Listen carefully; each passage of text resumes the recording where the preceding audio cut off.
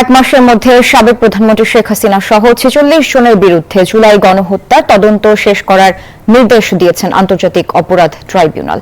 একই সাথে সাবেক মন্ত্রী আনিসুল, দীপুমণি সহ ১৩ জনকে গ্রেফতার দেখিয়ে কারাগারে পাঠানোর নির্দেশ দিয়েছেন।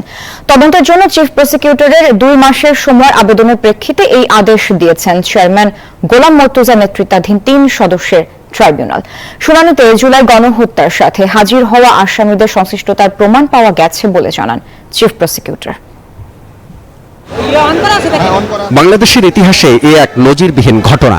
মাস চারেক আগেও যাদের প্রভাব প্রতাপে কাঁপত রাজনীতির মাঠ, ভয়ে তটস্থ থাকত চারপাশ, রোববার তাদের অনেককেই আনা হয়েছে তাদের আমলে গঠন করা আন্তর্জাতিক অপরাধ ট্রাইব্যুনালে। জুলাই আগস্ট হত্যাকাণ্ডে অভিযুক্ত ১৩ আসামির উপস্থিতিতে বেলা ১০টা ৪৫ মিনিটে শুরু হয় বিচার কাজ। এর আগে একে একে প্রিজন ভ্যান থেকে নামানো হয় সাবেক আইনমন্ত্রী আনিসুল হক, ফারুক খান, ডাক্তার দীপুমণি, রাশেদ খান মেনন, হাসানুল হক ইনু, শাহজাহান খান, জুনায়েদ আহমেদ পলক, সালমান এফ রহমান, ডক্টর তৌফিক ইলাহি চৌধুরী, কামাল আহমেদ মজুমদার, গোলাম দস্তগীর গাজী, অবসরপ্রাপ্ত বিচারপতি শামসুদ্দিন চৌধুরী মানিক ও সাবেক স্বরাষ্ট্র সচিব জাহাঙ্গীর আলমকে। অন্য এক মামলায় রিমান্ডে থাকায় সাবেক কৃষিমন্ত্রী আব্দুর রাজ্জাককে ট্রাইব্যুনালে হাজির করা হয়নি। শুনানির শুরুতে আসামি পক্ষের আইনজীবী ইহসানুল হক সমাজের বিষয়ে আপত্তি জানান চিফ প্রসিকিউটর, কারণ তাকে বিচার সংশ্লিষ্ট সরকারি গুরুত্বপূর্ণ পদে বসানোর সিদ্ধান্ত নিয়েছে সরকার। সামগ্রিক বিষয়টি বিবেচনায় নিয়ে তখন আমি সিদ্ধান্ত নেব। এ সময় পিলখানায় বিডিআর হত্যা থেকে শুরু করে জুলাই আগস্টের গণহত্যা পর্যন্ত ফ্যাসিস্ট আওয়ামী লীগ সরকারের ধারাবাহিক নির্মম হত্যাকাণ্ড ও মানবতা বিরোধী অপরাধের সাথে অভিযুক্তদের যোগসাজশ ছিল বলে অভিযোগ করেন চিফ প্রসিকিউটর।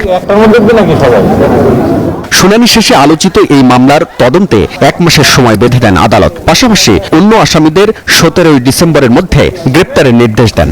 এইটা তদন্ত সমাপ্ত করে বিচারের উপযোগী একটা রিপোর্ট দাখিলের জন্য আমাদের একটা যুক্তিসঙ্গত সময় দরকার। আমরা ২ মাস সময় চেয়েছিলাম, আদালত আজকে ১ মাস সময় মঞ্জুর করেছেন। ১ মাস পরে আবার এই রিপোর্ট দাখিলের জন্য থাকবে, সেদিন হয়তো আসামিদেরকে নিয়ে আসা হবে। বলেন, জুলাই আগস্ট গণহত্যার মূল মাস্টারমাইন্ড ছিলেন সাবেক প্রধানমন্ত্রী শেখ হাসিনা, আর এই আসামিরা ছিলেন তার অন্যতম দোসর। গোটা বাংলাদেশ জুড়ে নৃশংসতা চালানো হয়েছে, সিভিলিয়ানদেরকে নিষ্ঠুরতম পন্থায় হত্যা করা হয়েছে। হত্যার পরে তাদের লাশ দাফনে বাধা দেওয়া হয়েছে, আহতদের চিকিৎসা করতে বাধা দেওয়া হয়েছে, লাশকে পুড়িয়ে দেওয়া হয়েছে। শুনানিতে রাষ্ট্রপক্ষের কাছে শেখ হাসিনার গ্রেপ্তার ও অবস্থান সম্পর্কে জানতে চান আদালত। প্রসিকিউশন জানায়, শেখ হাসিনা এই মুহূর্তে ভারতে রয়েছেন।